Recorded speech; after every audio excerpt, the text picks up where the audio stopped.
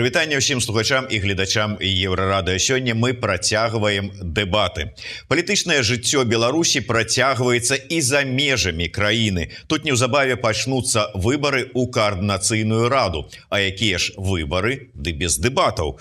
Удзельнікі нашай праграмы спрачаюцца на тэмы важныя для беларускага грамадства. Дэбаты адбываюцца па строгіх правілах. У кожнага ёсць час выказацца, раскрытыкаваць суперніка і адказаць на пытанні.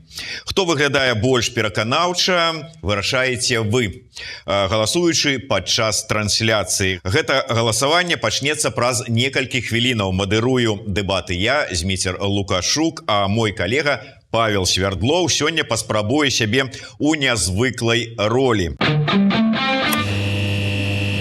Адносна жорсткая палітыка захаду ў дачыненні да рэжыма Лукашэнкі сёння стала адной з самых супярэчлівых тэмаў для абмеркавання. У ціску на рэжым шмат адэптаў, але шмат прыхільнікаў і ў іншай пазіцыі, якую можна апісаць мемнай фразай «Не дражніце деда». Фраза мемная, але вось сітуацыя страшная, бо ад деда залежаць лёсы тысяч палітвязняў. Так што, ціснуць на деда ці не дражніць? Дыскутаваць паміж сабой пра гэта будуць кіраўнік міжнароднага аддзела Беларускага фонда спартовай салідарнасці Анатоль Котаў і галоўны рэдактар Еўрарадыё Павел Свердлоў. Прывітанне, Анатоль, прывітанне, Павел. Добрый дзень. Анатоль Котаў, дыпламат, дзяржаўны і грамадскі дзеяч. У мінулым генеральны сакратар Нацыянальнага алімпійскага камітэта і супрацоўнік управлення справамі Лукашэнкі. У 2020-м звольніўся і з'ехаў за мяжу. Працаваў у Народным антыкрызісным управленні. Цяпер у Беларускім фондзе спартовай салідарнасці. Павел Свердлоў, журналіст, галоўны рэдактар Еўрарадыё, беспартыйны назіральнік за палітычным жыццём Беларусі. Для пачатку некалькі пытанняў на разагрэў. Папрашу суразмоўцаў адказваць коратка, бо для разгорнутага выказвання пазіцыі будзе яшчэ час, уласна, дэбаты і для гэтага прызначаныя. Найперш, коратка абазначце свае пазіцыі па тэме дэбатаў на дадзены момант. Анатоль? Ну, на мою думку, па-першае, ціснуць на деда і не раздражняць, не злаваць деда, яно не супярэчыць адно аднаму, таму што якраз тое, чым займаецца захад зараз, гэта ён не цісне, а раздражняе, бо гэта не ціск тыя санкцыі, якія уведзеныя супраць рэжыму Лукашэнкі, гэта выклікае толькі раздражненне з яго боку, гэта не ўплывае на унутрыпалітычную сітуацыю ў Беларусі, аднак з'яўляецца сур'ёзнай падставай для таго, каб цкаваць беларускае грамадства ўнутры краіны і тыя санкцыі, якія уведзены супраць Лукашэнкі зараз, яны не з'яўляюцца так званым прадметам для гандлю з Лукашэнкам, то бок, напрыклад, вырашыць праблему пытання палітвязняў у Беларусі, абменьваючы гэтыя санкцыі на палітвязняў, таксама зараз немагчыма. Гэта тупіковая сітуацыя, калі няма ані ціску, а ёсць толькі раздражненне. На маю думку, трэба ціснуць і ціснуць вельмі моцна, каб яму было балюча. Дзякуй. Павел? Ну, а мне здаецца, што само гэта слова «дражніць», да, яно мае на ўвазе, што чалавеку ёсць яшчэ чым адказаць, што ён можа ў адказ зрабіць нешта дрэннае, ў адказ на такую правакацыю, дражненне. Але я не ведаю, чаго яшчэ, калі шчыра, не зрабіў Лукашэнка і не зрабіў беларускі рэжым у катаваннях, у гвалце супраць уласнага народа. Таму мне здаецца, што дражніць не мае сэнсу і слова гэтае ўвогуле не да месца. Ну вось выказалі пазіцыі і адпаведна, ці лічыце вы адно аднаго ідэалагічнымі супернікамі? Павел? Ну не, я не лічу Анатолія ідэалагічным супернікам. Я ўвогуле не з'яўляюся палітычным актарам, адпаведна, ідэалагічных супернікаў у мяне няма. І калі шчыра, я мог бы, у прынцыпе, стаяць на яго месцы і абараняць супрацьлеглую пазіцыю, але паколькі ён прытрымліваецца такой пазіцыі, то чыста спартовага інтарэса я ўсё ж таки буду стаяць на іншым, на супрацьлеглым баку. слушны падыход. Ну, напэўна, для мяне Павел таксама не з'яўляецца ніякім там ідэалагічным супернікам. Прыкладна з той самай прычыны я не лічу сябе там палітыкам ці там нейкім лідарам думак. Аднак моя пазіцыя, яна даволі вельмі цвёрда. Я не змог бы стаяць по той бок бар'еры, таму што я лічу, што вось якраз на дзеда трэба ціснуць, бо інакш ён будзе працягваць рабіць тое, што рабіў дагэтуль. Гэта будзе знішчаць беларускае грамадства, таму што фактычна апошні год, апошнія 2 гады ён разумее, што нічога яму больш не будзе за тое, што ён робіць. Дякую. Ну і хацелася б що ж таки вызначыцца. Павел, распавядзіце, якую палітычную сілу вы прадстаўляеце? Ну, я беспартыйны, я ніколі не з'яўляўся сябрам ніякага партыі ці руху. Адзінае, мне здаецца, дзе я быў удзельнікам з такіх нейкіх афіцыйных рэчаў, это прафсаюз работнікаў адукацыі ў той час, калі я выкладаў у Беларускім дзяржаўным універсітэце. Таму беспартыйны, сябры. Анатоль, тое ж самае пытанне і да вас. Распавядзіце ў 2 словах сваю палітычную кар'еру, хто вашы палітычныя саюзнікі, хаўруснікі сёння? Я лічу сваімі палітычнымі саюзнікамі і хаўруснікамі тых, хто адстойвае, хто стаіць на пазіцыях таго, што Беларусь павінна быць нацыянальнай, незалежнай дзяржавай. То бок гэта, такі нацыянальна-патрыятычны блок. Вось мне духоўна блізкі Беларускі народны фронт, апроч якраз таго пытання, якое мы сёння абмяркоўваем, гэта пытанне санкцыю, бо тут нашы пазіцыі разыходзяцца. З такіх таксама групаў, якія ёсць зараз у беларускім палітыкуме, гэта нацыянальна-дэмакратычная платформа, прадстаўніком якой з'яўляецца Анатоль Фёдораў. Дякую. Ну што ж, для пачатку правядзём лёсаванне. Каб вызначыць, хто будзе выкладаць сваю пазіцыю першым, кінем манетку. У нас ёсць 3 манеткі на выбар. 2 еўра, 2 рублі беларускія і 20 чэшскіх крон, я так разумею. Якую манетку выбіраем? Я выбіраю 2 еўра, таму што я лічу, што Беларусь павінна быць у зоне еўра. Я таксама згодны, канешне, ёсць магчымасць выбраць 2 рублі беларускія, але мне здаецца, што калі ўжо мы за мяжой і ў Еўропе, то правільней выбраць 2 еўра. Але у каго будзе арэх, у каго рэшка? Рэшка. Добра, тады мне арол. Там ёсць арол увогуле на гэтай манетцы? Ёсць, да. Вот акурат такі арол і ёсць. Вот, арол. Гэта Свердлоўскі.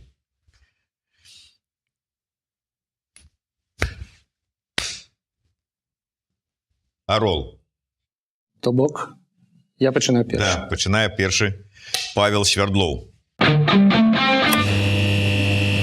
У гэтым раўндзе ў кожнага удзельніка дэбатаў ёсць 3 хвіліны на тое, каб выказаць сваё гледзішча і аргументы. Анатоль, Павел, вы выйгралі, вам слова.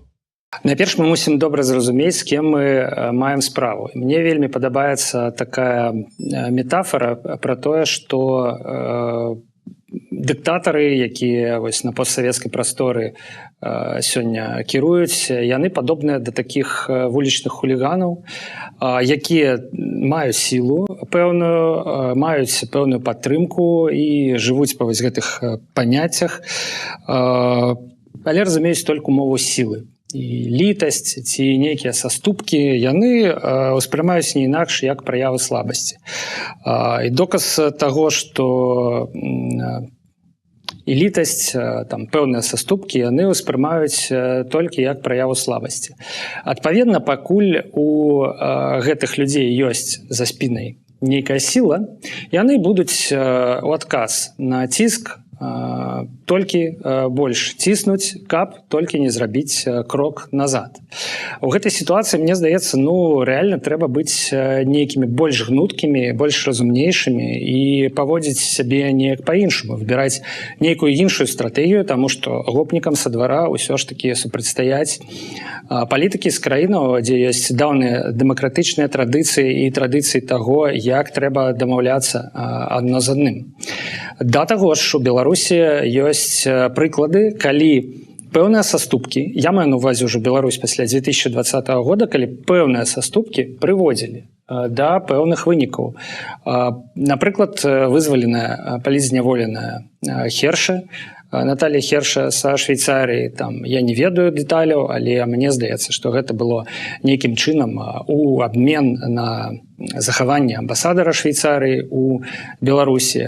Ёсць, літаральна пара іншых прыкладаў, але ці можна сказаць, што такі падыход, падыход рэальна гандлю, рэальна з боку еўрапейцаў, якіх Лукашенко і яго атачэнне ўсё ж такі вымушаны паважаць, ён быў масавым. Мне здаецца, масавым ён не быў, але калі нейкім чынам ўсё ж такі змусіць рэжым да такіх перамоваў, да такога абмену, няхай сабе гэта гучыць і максімальна цынічна, то палітвязні пэўныя, пытанне санкцыяў наўпрост, мне здаецца, звязанае з пытаннямі палітвязняў, яны могуць выйсці на волю. Адпаведна, трэба неяк гнуцца пад ветрам, трэба шукаць іншыя спосабы ціску на рэжым і іншыя спосабы размоваў з ім, акрамя толькі ціску, які,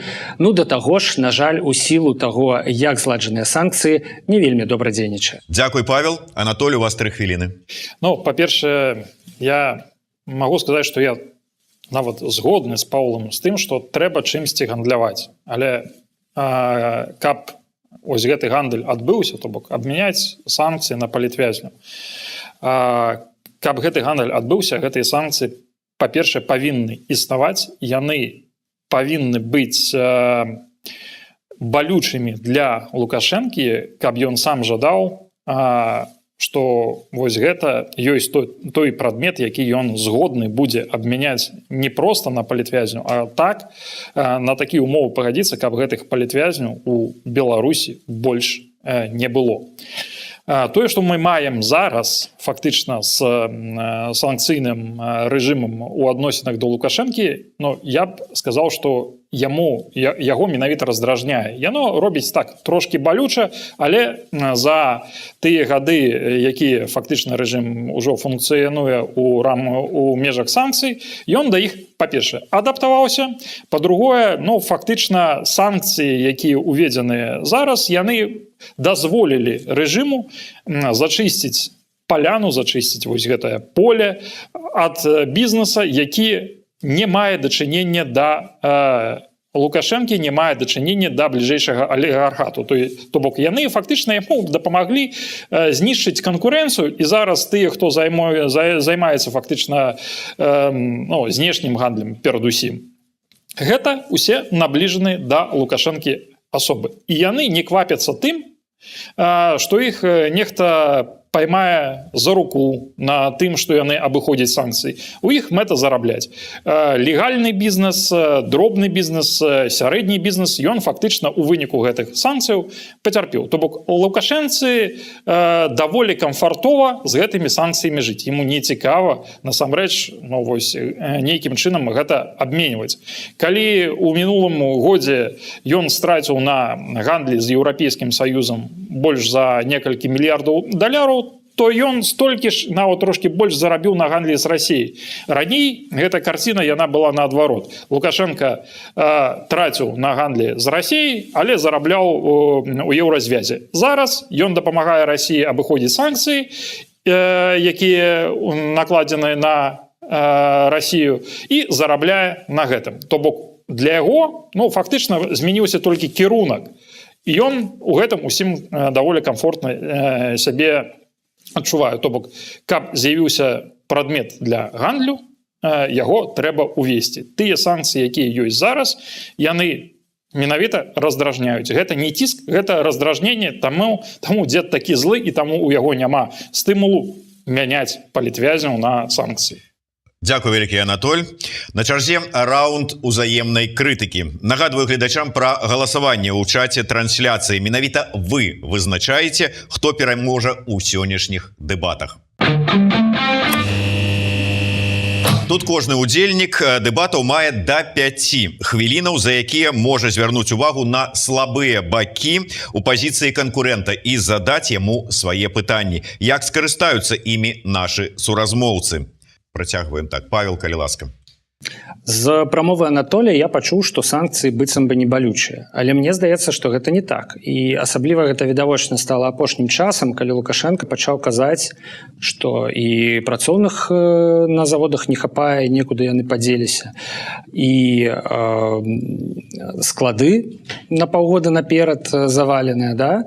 І абсалютна безрадасную сітуацыю мы апошнім часам бачым на расійскім рынку, адкуль вось былі апошнія навіны пра тое, што, напрыклад, беларускія лядоўні актыўна выцісляюцца кітайскімі. Ёсць нейкія поспехі там, але ёсць і праблемы. Ці, напрыклад, МАЗ увогуле не знайшоў сваё месца на расійскім рынку і губляе адсоткі ізноў жа пад уплывам кітайскіх кампаній, прадукцыя якіх больш надзейная, танная і гэтак далей. Беларусь, дыктатарская Беларусь, Беларусь, якая губляе кадры, самыя перспектыўныя, якая у гэтым плане не здольная на інавацыі ў прамысловасці, она не можа канкураваць з кітайцамі ні па якасці, ні па кошту, нават з кітайцамі.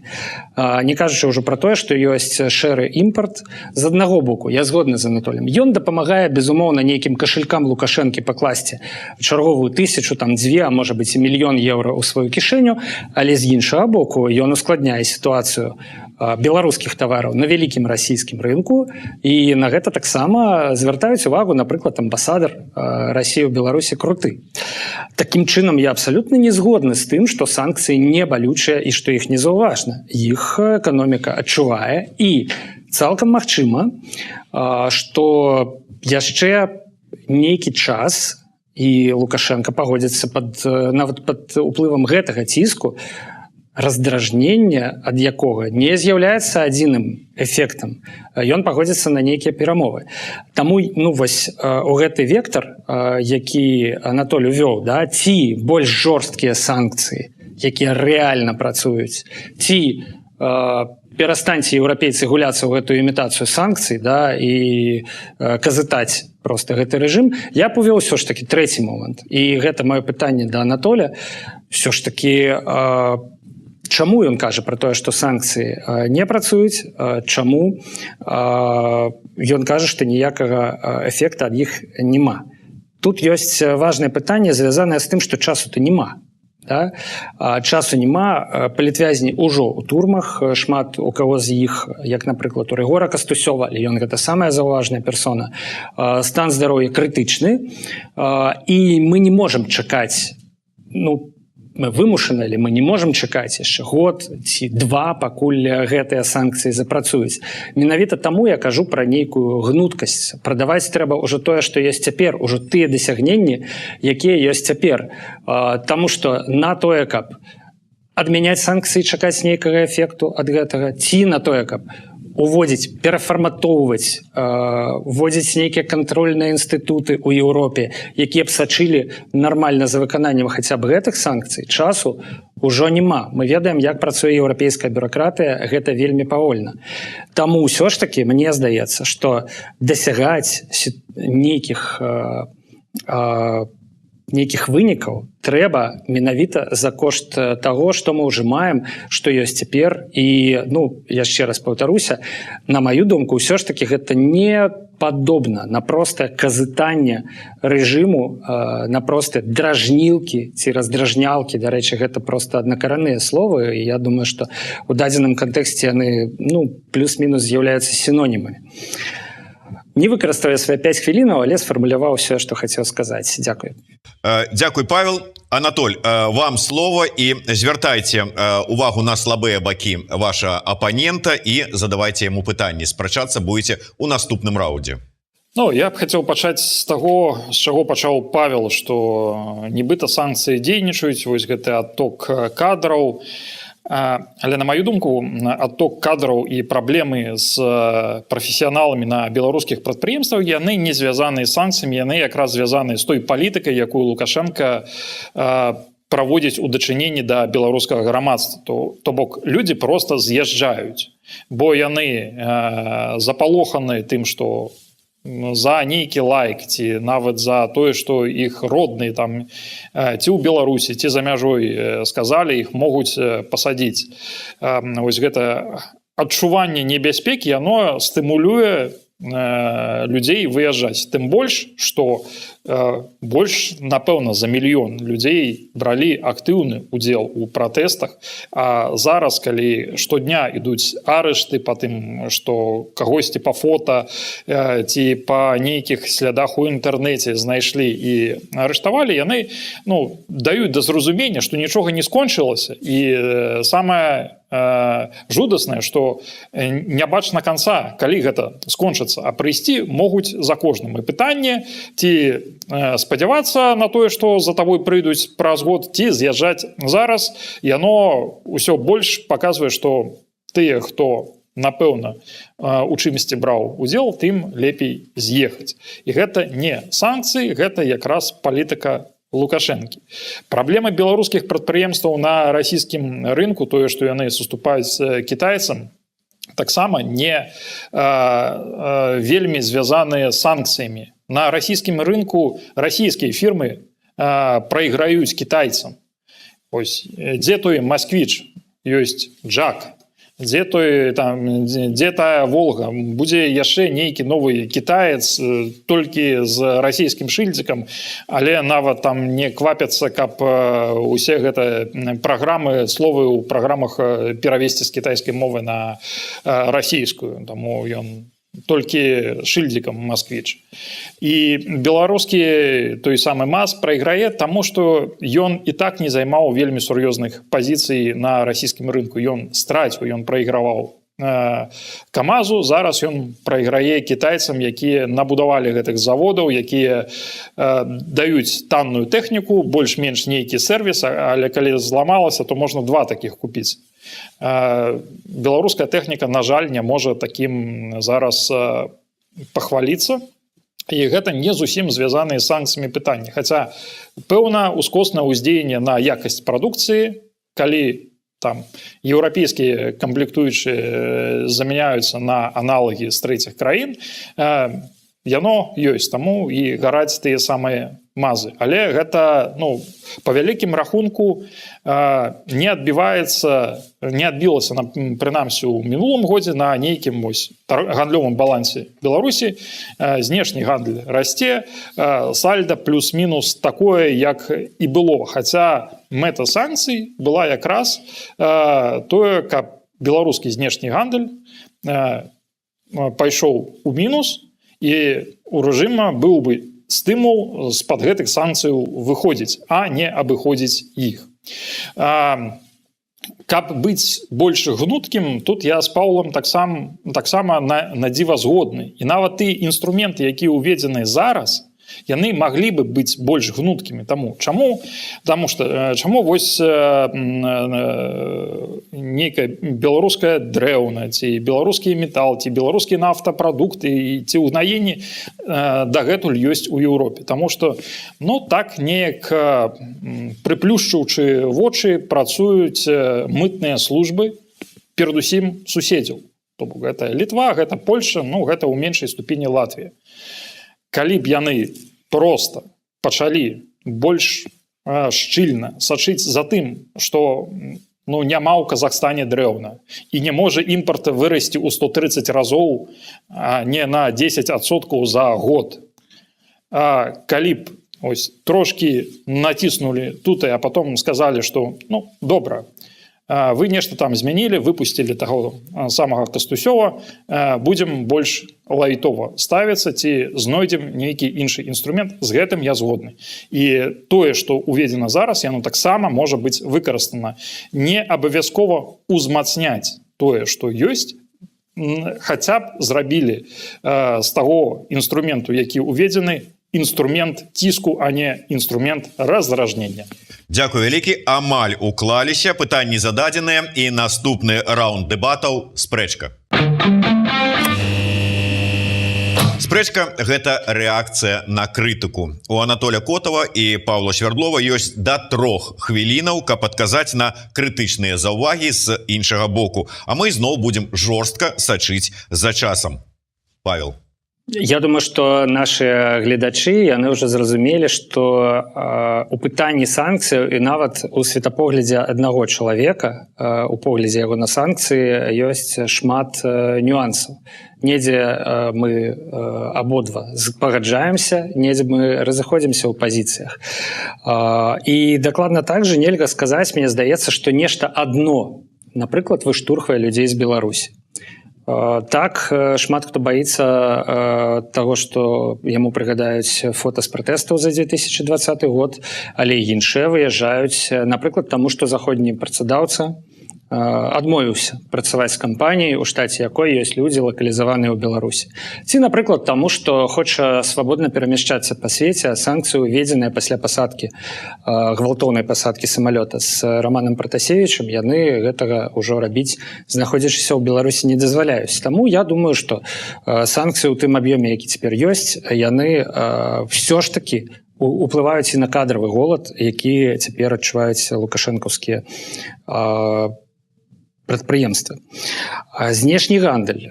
Згодны з тым, што па 2023 годзе мы не можам меркаваць, што ёсць нейкі эфект. Але давайте паглядзім на наступны год. Мне здаецца, што вось ужо сёння гандлёвае сальда, яно вагаецца блізка да нуля.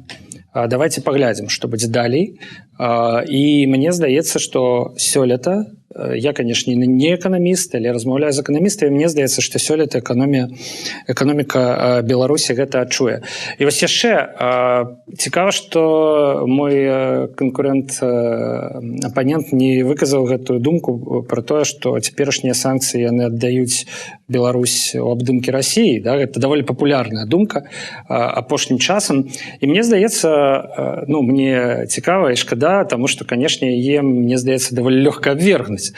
Таму што Беларусь у абдымках Расіі у той ці іншай ступені была і застаецца. А наадварот, уздым нацыянальнага, уздым цікавасці людзей да беларускай мовы, культуры і літаратуры, і ўвогуле да таго, чаму мы ёсць беларусамі, а не расіянамі, напрыклад. Ён на фоне гэтага ціску, ён вельмі значны, ён якраз правакуецца тым, што шмат людзей усведамляе тое, што мне здаецца, што не санкцыйны ціск, а проста прырода гэтага рэжыму, яна адчула, паклікала Лукашэнку на ўсход і яшчэ больш братацца з усходнім братам ці сястрой. Вось, таму, мне здаецца, што таго, што сказаў Анатоль, нема такіх грунтоўных вельмі падставаў, падмуркаў. Я працягваю заставацца незгодным. Дзякуй вялікі, Павел. Анатоль, 3 хвіліны таксама, каб адказаць на крытыку Павла. Па-першае, я не лічу, што нейкія санкцыі могуць уштурхнуць Беларусь у абдымкі Расіі. Я лічу гэтую тэзу вельмі такой неабгрунтаваны, і гэта таксама, чаму, напрыклад, я не магу пагадзіцца з Зяноном Пазняком, які кажа, што вось Захад штурхае Беларусь у абдымкі Расіі сваім санкцыйным ціскам. У абдымкі Расіі цягне Лукашенка. І цягне 30 год, і, мабыць, вось апошнія 2 гады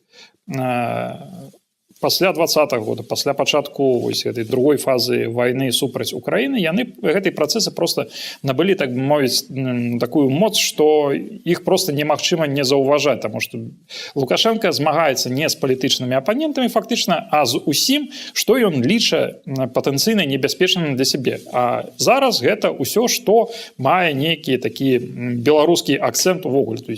То бок Лукашенко знішчае ў Беларусі Беларусь.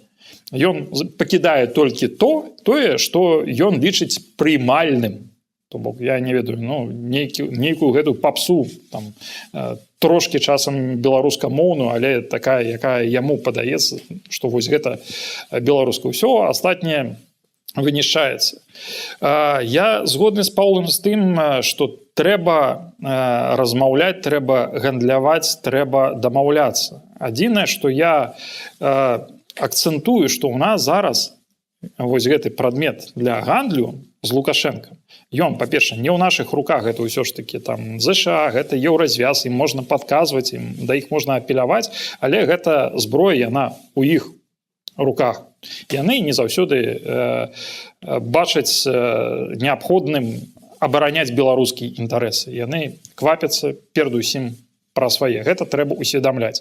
Па-другое, гэты прадмет, ён, ну, не такі, які ён павінен быць. Ось тое, што я казаў пра больш шчыльную кантролю і магчымасць рэгулявання гэтага працэсу у залежнасці ад таго, як рэагуе Лукашенко. Гэта вось адзін з інструментаў, які можа запрацаваць зараз. Другі інструмент таксама гнуткі, але ну, гэта фактычна там ультыматум увядзення эмбарга на гандаль з Беларусю, закрыццё межаў для тавару, а не для людзей, прынамсі прыгразіць гэтым, каб Лукашенко змяніў сваё стаўленне да беларусаў унутры і да таго, што ён робіць сваім суседзям на захадзе.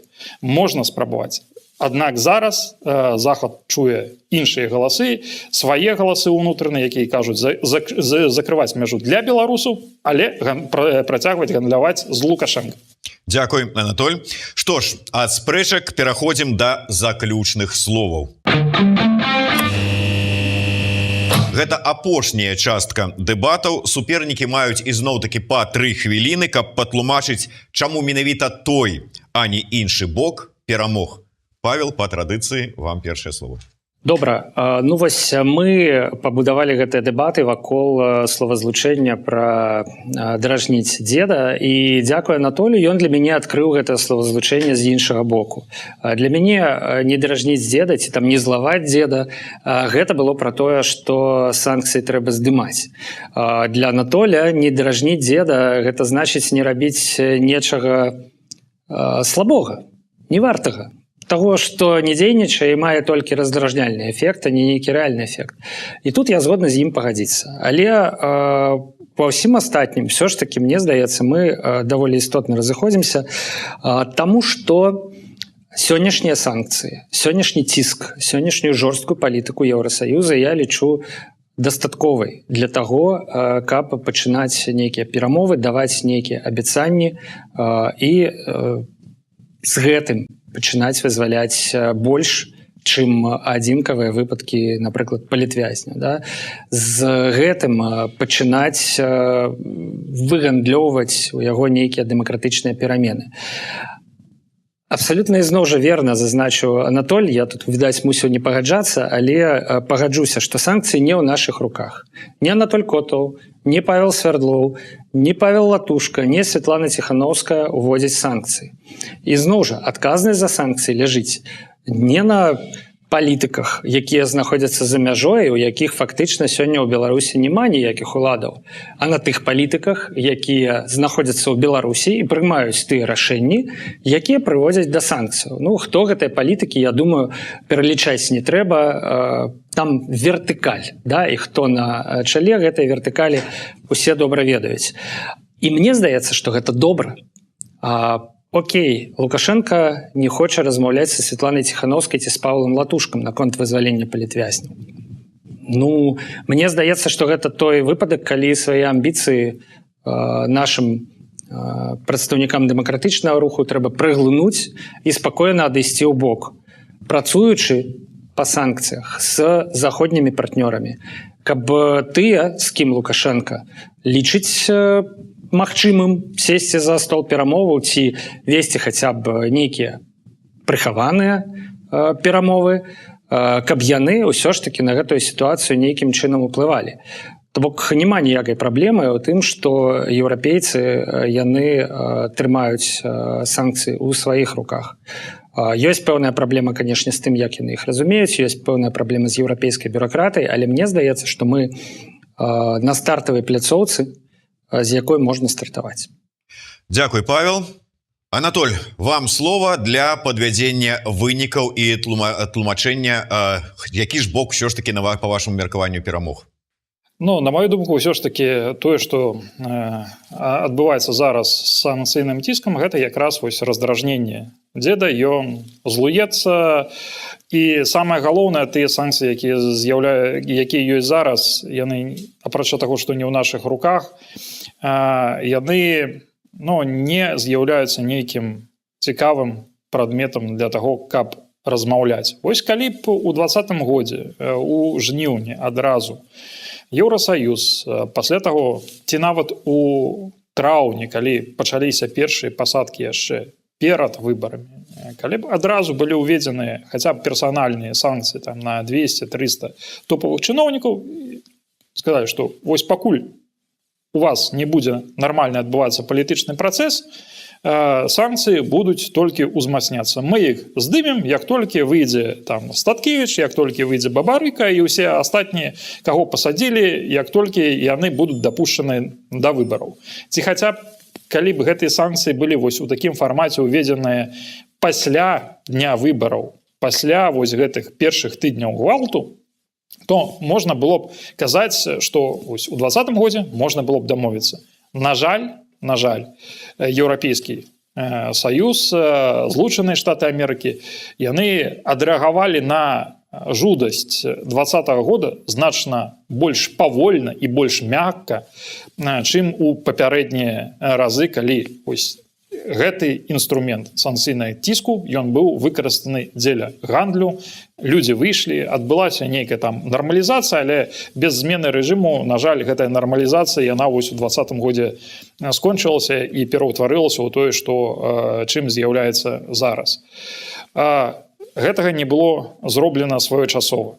Тое, што ёсць зараз, фактычна таксама вельмі супярэчлівае. Вось мы сёння спрачаемся. Тое самае чуюць і, прынамсі, там еўрапейскія палітыкі, што у беларускім грамадстве, у беларускіх палітыкаў, палітолагаў, аглядальнікаў у іх няма нейкай адзінай, ці хаця б некалькіх абгрунтаваных пазіцыяў у дачыненні да санкцыяў. Хтосьці кажа, як Павел, давайце здымем усё, ці часткова, каб хаця б нехта выйшаў, мы захаваем некалькі жыццяў. Ёсць тыя, хто займаюць больш радыкальную пазіцыю. Кажуць, што не, усіх на ўсіх. Інакш гэта не спрацуе. Мая пазіцыя ў тым, што можна мяняць, калі ёсць што мяняць. І вось каб быў прывабны прадмет для абмену, санкцыі тыя, якія ёсць, ці трэба ушчыльніць, ці трэба ўвесці гнуткі механізм. Мяжа на Лукашэнку працуе вельмі добра. На гэтым абавязковая праграма дэбатаў скончаная. Павел, Анатоль, дзякуй шчыры вам. Да пабачэння. Дзякуй. Дзякуй вялікі. Зміцер, дзякуй. А нам застаецца даведацца, хто ж сёння быў больш пераканаўчым, то пераходзім да падвядзення вынікаў.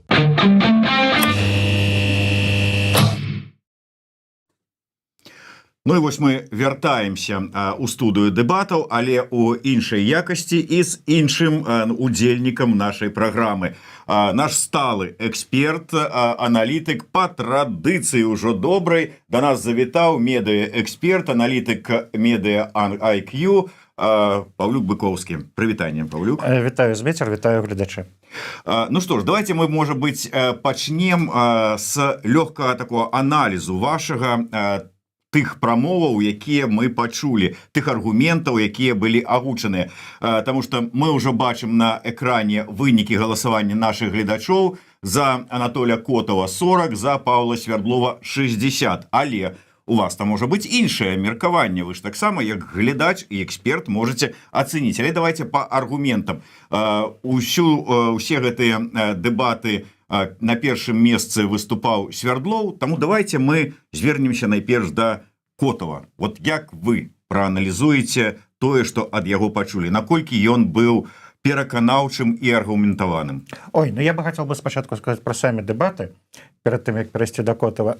Это не хард-толк.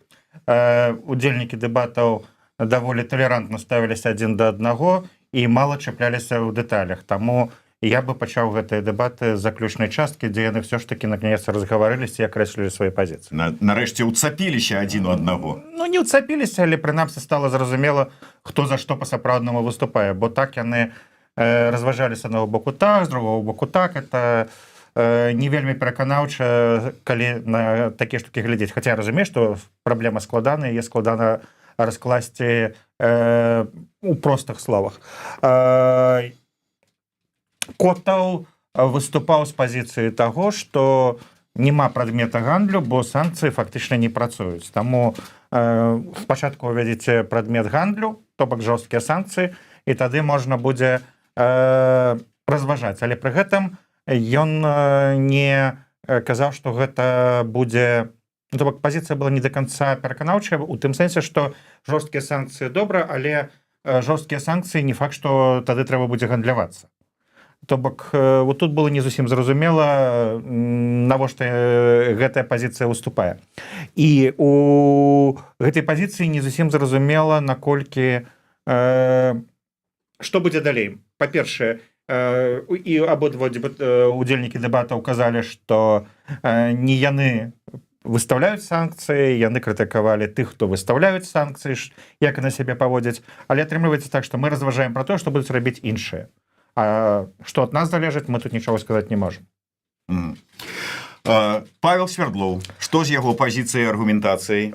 Ну, ён таксама не адразу акрэсліў сваю пазіцыю. Ён не лічыў Котава сваім апанентам, і ён прыводзіў аргументы канкрэтныя, чаму, на яго думку, санкцыі працуюць, якія Котаву было даволі лёгка абвяргаць. Ну, напрыклад, тая ж самая сітуацыя з кітайскімі, канкурэнцыя з кітайскімі таварамі, сітуацыя на расійскім рынку. І больш за тое, калі ўжо пастала пытанне, ці ёсць па выніках працы эканомікі эфект ад санкцый, то Свердлоў сказаў, ну, можа быць, па выніках 24-го года будуць. Ну, то бок, гэта пазіцыя таксама была слабая. Таму я бы сказаў, што калі ты лічыш, што санкцыі працуюць, для гэтага трэба ўсё ж такі нейкія больш яскравыя прыклады. Калі паглядзець на тое, як падавалася гэтая гісторыя ўвогуле, дзеля чаго ўвогуле дэбаты арганізаваныя, ці, напрыклад, санкцыі б'юць па простых людзях, а па рэжыму не б'юць і гэтак далей, то гэтая частка засталася амаль па-за увагай. І гэта ёсць кепскім, бо адзін з момантаў даволі складаны, які было бы варта адзначыць, ці б'юць яны па простых людзях, а калі б'юць, то адна сітуацыя, калі не б'юць, то іншая сітуацыя. То бок толькі адна частка была разабраная, ці б'юць яны па рэжыму, і абодва бакі пагадзіліся, што зараз, можа быць, і не дабіваюць. Таму я бы сказаў, што, на жаль, мала праяўленыя весь арсенал, які можна было выкарыстаць на гэтай пазіцыі. Але і Свердлоў, і Котаў казалі, што яны не зусім сапраўдныя апаненты адзін аднаму. Ну, што ж зробіш? Тым не менш, маем, што маем вось такое галасаванне. Вы свой голас, можа быць, аддалі ў чаце, ці не аддалі, вот зараз аддадзіце. За каго? За чыю? Я не аддаў пры праглядзе ў чаце нікаму голаса. Зараз я бы паразважаў. Я не ведаю, у якую пазіцыю Свердлоў хацеў бы вывесці сваю пазіцыю, бо з аднаго боку так, трэба ратаваць людзей зараз, і для гэтага трэба быць гнуткім, але ці ёсць прадмет гандлю, тут ён не пераканаў, што ён ёсць. І ці залежыць ад нас гэты прадмет гандлю, бо ёсць беларуская дыпламатка ў Вене, якая даўно мае прапановы для Захада. Але ў Захады няма прапановы для гэтай дыпламаткі ў Вене, якая слухае і не чуе, чтобы Захад штосьці прапанаваў. У сітуацыі вайны, у сітуацыі перасцярогі, што з беларускага боку все ж таки так ці інакш можа вайна працягнуцца далей, наўрад ці будуць здымацца санкцыі. А адпаведна, калі гэта немагчыма, то навошта это абмяркоўваць? Я не магу аддаць голас ні таму, ні другому, прабачце, але калі браць аргументацыю, мне падаецца, што збольшага Котаў выступаў з пазіцыі разбора канкрэтных кейсаў. І тут ён быў лепшым аратарам, але Свярдлоў больш чапляў нашы эмоцыі, і паколькі ў аратарскім майстэрстве не толькі трэба канкрэтныя факты, але важна за кім павесці, то вот Свярдлоў, бачым, павёў за сабой аўдыторыю, ну і напэўна тут аўдыторыя мела рацыю. Вокс популі, так скажем, голас Бога. Такім чынам, я так магу зрабіць выснову, што Паўлюк падзяліў бы свой голас напапалам, аднаму за Вокс популі, за папулярнасць, а другому за аргументаванасць. Ну, не зусім. Я думаю, што галасаванне тут показала, што Свярдлоў перамог. Іншае пытанне, што у іншай студыі, допустим, дзе былі бы рэальныя апаненты і дзе бы вядучы добиваўся бы, можа быць, вот как это адбываецца, напрыклад, на Хартоку, каб абавязкова чалавек падкрэсліў сваю пазіцыю і патлумачыў і таму падобнае, можа быць, быў бы іншы вынік. Але у нас ёсць той узровень і той падыход, які прыняты ў беларускай журналістыцы, ён даволі мяккі, і хаця вы задаеце пытаннічкі, бывае і вострыя, і это даволі часта, але разам з тым все даволі лагодна па вялікім рахунку адбываецца. Дзякуй вялікі. Ну што ж, дзякуй нашаму эксперту, старшаму аналітыку Media IQ, медыаэксперту Паўлюку Быкоўскаму за такі выдатны аналіз. А мы працягнем нашыя дэбаты, ну і, можа быць, будзем сапраўды і мы расці, і нашыя дэбатёры, дэбатанты. Удзельнікі дэбатаў таксама будуць больш агрэсіўна і больш аргументавана адстойваць сваю пазіцыю. Дзякуй, да сустрэчы. Всего доброго.